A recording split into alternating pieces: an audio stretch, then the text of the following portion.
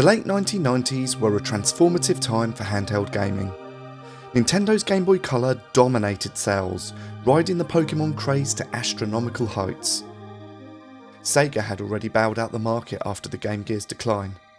But in 1999, SNK, a company known worldwide for its arcade dominance and the Neo Geo home console, entered the handheld space with something unique, the Neo Geo Pocket Color. It may not have achieved mainstream success, but it created one of the most beloved handheld libraries of its generation. Today I'm going to explore the history, marketing and the standout games that made this little handheld unforgettable. It's here, the revolutionary Neo Geo Pocket Color.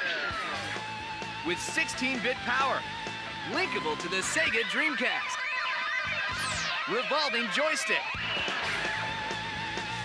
146 color display, 6 cool styles. The graphics will blow you away. Neo Geo Pocket, way ahead of the game. SNK first tested the waters in 1998 with the black and white Neo Geo Pocket. While modestly received, it was quickly replaced by the Neo Geo Pocket Color in 1999. The upgrade brought a reflective LCD screen capable of showing 146 colours, an efficient 16-bit processor and a famously long battery life, up to 40 hours on just 2 AA batteries. What really set it apart was its unique click stick. Instead of a traditional D-pad, SNK built a small thumb-sized joystick with a satisfying click to each direction. It gave fighting games in particular a level of precision that no other handheld could replicate at the time. Despite these strengths, the Neo Geo Pocket Color faced overwhelming odds. Nintendo's Game Boy Color was selling tens of millions of units, fueled by Pokemon's popularity. Distribution challenges and limited third-party support meant the Pocket Color struggled in sales, though it found a niche with players who valued its strong arcade-style library. SNK's marketing for the Neo Geo Pocket Color reflected the company's arcade pedigree. In Japan, Adverts emphasised sleek design, long battery life and its ability to bring arcade experiences on the go. In North America and Europe, the marketing leaned into its fighting game catalogue, especially crossover titles like SNK vs Capcom Match of the Millennium.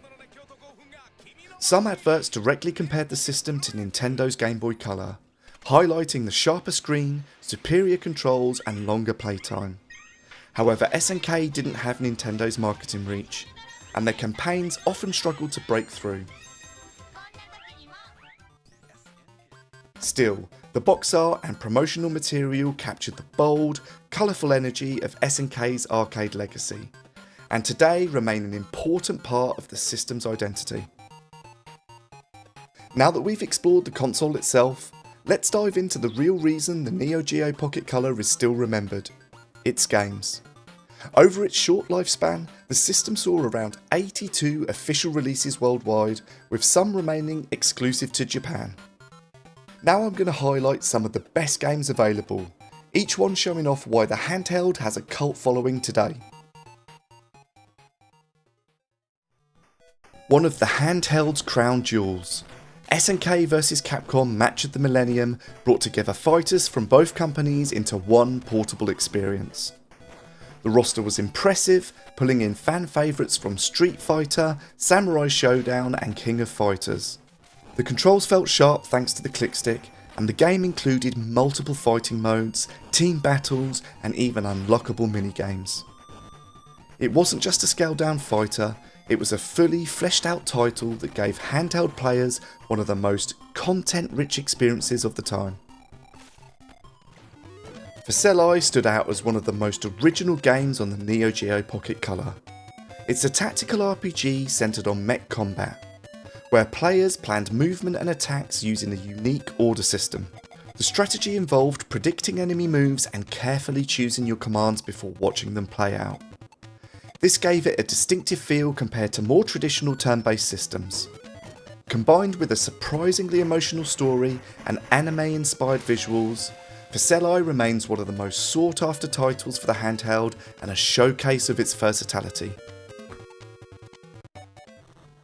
Building on the success of its predecessor, Metal Slug 2's second mission expanded the formula with more missions, branching paths, and additional playable characters.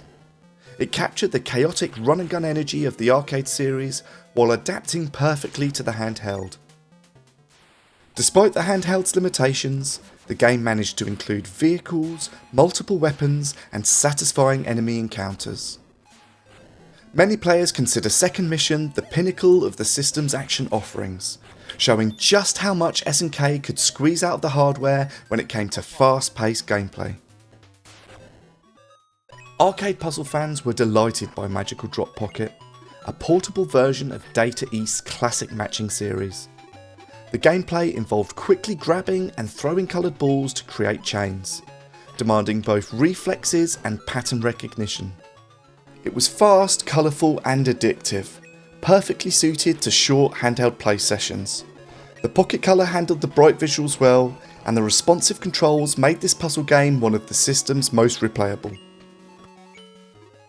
Exclusive to Japan, Rockman Battle & Fighters collected the arcade Mega Man fighting titles into one handheld package. Players battled through iconic robot masters in one-on-one combat rather than traditional platforming stages. The game faithfully translated the arcade experience to the Pocket Color, with smooth animation and a roster of fan favourite characters. Though language barriers made it less accessible outside Japan, it remains an important part of the library and a must-play for Mega Man fans who want to see the Blue Bomber in a different game. Neo Turf Masters proved that even golf could shine on the Pocket Color. This arcade-inspired sports title delivered fast, accessible gameplay with a surprising amount of depth. Players could choose different golfers with unique strengths and take on courses designed to balance challenge and fun. The visuals were clean, the pace was quick, and the pick-up and play nature made it perfect for handheld gaming. It's a fine example of how SNK's arcade sensibilities translated beyond fighting games, giving the Pocket Color a strong sports lineup. A collaboration with Sega, Sonic Pocket Adventure was one of the standout platformers on the system. It blended elements of Sonic 2 with new stages, bosses, and a soundtrack adapted from the Genesis games. The result was a game that felt both familiar and fresh. The Pocket Color's hardware handled Sonic speed remarkably well, and the clickstick provided tight control. For many players, this became one of the best Sonic games of the late 90s and a major selling point for the system. The first attempt to bring Metal Slug to the handheld was ambitious, and it was largely successful. First Mission delivered a solid action experience with multiple levels, vehicles, and classic run and gun gameplay. While Second Mission would later refine the formula, First Mission remains an impressive title in its own right. It introduced Pocket Color owners to the classic spirit of Metal Slug and demonstrated the handheld's abilities to handle fast, arcade-style action. SNK Gals Fighters took a playful spin on the fighting genre by featuring an all-female roster of characters from across SNK franchises. While the tone was lighter, the fighting mechanics were tight and well executed, keeping the competitive edge the company was known for. The game also introduced the concept of special items that could alter matches. It became popular enough to inspire SNK projects like SNK Heroines. On the Neo Geo Pocket Color, it was a refreshing twist on the fighting formula. As one of the first RPGs for the Pocket Color, Biomotor Unitron stood out immediately. Players controlled customizable robots called Unitron, exploring dungeons and upgrading their machines with new parts. The game offered deep progression systems and satisfying battles, blending traditional RPG mechanics with a mechanical twist. It quickly became one of the most talked about games on the handheld and proved that the Pocket Color could host more than just arcade-style action and fighting games. Baseball Stars was already a classic on the Neo Geo, and the handheld version brought that legacy to portable players.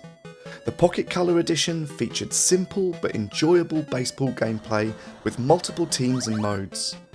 The focus was on accessibility, making it easy for newcomers to pick up and play. At the same time, it retained the charm and fun of the arcade versions, ensuring that sports fans had something solid to enjoy on the handheld. Also known as Puzzle Bobble, Bust-A-Move Pocket offered classic bubble shooting gameplay in portable form. The bright colours and simple mechanics translated perfectly to the Pocket Color screen, and the addictive puzzle gameplay made it ideal for handheld sessions. The game featured multiple modes and increasing difficulty, ensuring replayability. It may not have been flashy, but its timeless design made it a strong part of the Pocket Color's library, appealing to both casual and dedicated players. The sequel to one of the Pocket Color's most addictive puzzlers, Puzzle Link 2 refined the formula with new mechanics and expanded content. Players connected the matching blocks to clear the screen, with increasing fast-paced challenges. The handheld format was ideal for this type of gameplay, offering quick sessions. Fans often cite Puzzle Link 2 as one of the system's most replayable titles, and it continues to be fondly remembered by puzzle enthusiasts. The King of Fighters series was a flagship SNK franchise, and R2 brought that experience to handheld form. It offered tag battles, a robust roster, and customization features that allowed players to adjust character abilities. The art style didn't detract from the competitive mechanics, which were remarkably faithful to the console series. Combined with smooth controls thanks to the click stick, R2 became a defining fighter for the Pocket Color. Based on the arcade classic, Crush Roller tasked players with painting rows whilst avoiding enemy creatures. Its simple premise belied challenging gameplay, and its fast pace kept players coming back. The Pocket Color version captured the arcade feel well, and its quirky concept gave the handheld library a distinct arcade flavour. It's one of those games that may seem small at first glance, but becomes surprisingly addictive over time. This adaptation of SNK's weapon-based fighting system translated beautifully to the Pocket Color. The visuals gave it charm, while the combat system retained the spirit of the console entries. The responsive controls made it a joy to play. Samurai Showdown 2 remains a fan favourite and is often considered one of the most strongest fighting titles on the Pocket Color lineup. It captured the essence of the series while making it work perfectly on the go. One of the rarest and most collectible games on the Neo Geo Pocket Color. The Last Blade Beyond the Destiny adapted SNK's weapon-based fighter into portable form. It featured a large roster, multiple modes, and even unlockable content to keep players invested. The game was so beloved that it saw a re-release on modern consoles, cementing its legacy. For collectors and fighting game fans, The Last Blade represents the peak of what the Pocket Color could deliver in terms of handheld fighting depth. With sales around 2 million units worldwide, the Neo Geo may not have achieved the mainstream success it was looking for, but it left behind a legacy far greater than its numbers. Its hardware was solid, its design was forward-thinking, and it was packed with quality titles. From fighting games like SNK vs Capcom and Samurai Showdown, to puzzlers like Puzzle Link 2 and RPGs like Biomotor Unitron, it proved that SNK could bring its arcade spirit to the handheld market. Today, many of these games live on through modern re-releases, keeping the spirit of the Pocket Color alive for new generations. For collectors and retro fans, the Neo Geo Pocket Color stands as a reminder of what happens when a company prioritises gameplay and creativity over market trends. Thanks for watching this dive into the Neo Geo Pocket Color and its top games. If you enjoyed the video today, please consider liking it and subscribing for more explorations into gaming history. Share your own memories of the Pocket Color in the comments below. I'd love to hear what games define the system for you. And I'll catch you in the next one. Take care.